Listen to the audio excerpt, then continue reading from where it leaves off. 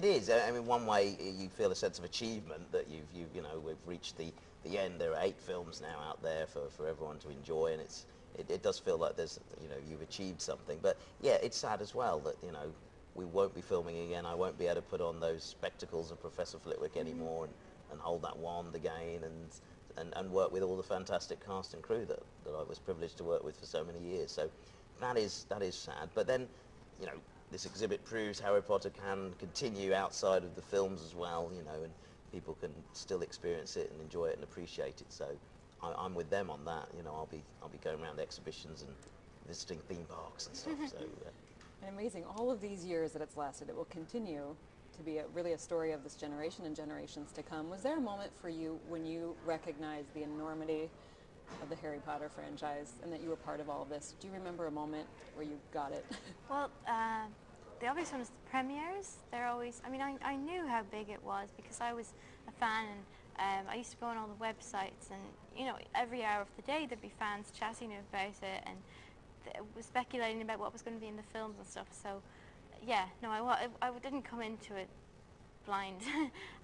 But yeah, definitely the premieres, when you get out of the car, like, and before they've even seen you in the film, you're cast and they know that. And like when I got out of the car in the 5th one, they started shouting my name, and they just liked me for being Luna, and it's like, wow, okay, so it's because of the books are so good, and they love the characters so much that, yeah, it makes it feel small. A question for each of you. What do you love most first about playing Luna, about your character? What do you like about her? Yeah, I love that she's so true to herself. She would never, like, you know the way some people, they go through these changes, they get moody and everything. It doesn't even occur to her to change because she's so just herself, and, you know, she can concentrate on other things. She's not worrying about issues and everything. She's just enjoying life, and she has this calmness. She, like, whatever happens around her, she doesn't get bothered by it, because I think she believes in fate, and she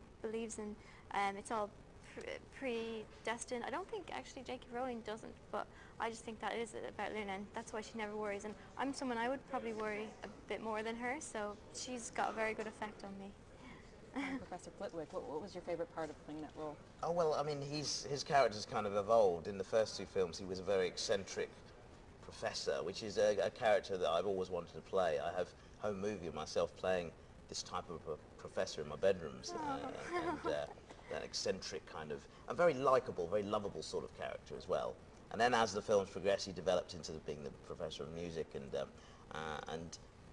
that was a very different character, but gave me more scope as well. And then moving into Deathly Hallows, playing Griphook, that was fantastic for me, because he was now a villainous, sort of mischievous, manipulating character, which as an actor is always the most fun sort of character to play, and just gave me a whole new kind of level of what I was able to do. And it was lovely to go out kind of being a bit more involved with the plot. You know, Flitwick before had been there, he'd been likeable, he'd always been the kind of comic relief, if you like, during the films, during the lighter moments. But Griphook has an important role to play as far as the plot and sort of steering our characters' destiny as they go through the film. So yeah, it was great to go on that note. Perfect. I know they're wrapping me up, so in 10 seconds or less, what are you most excited about Deathly Hallows Part 2? What do you think is the best part of the final film? Well, the battle is going to be epic, and I love that everyone is in there and they're all fighting, and they sort of all have yeah, just to get their last words in there. It's really cool. Me. Actually, That's what I'm most excited about.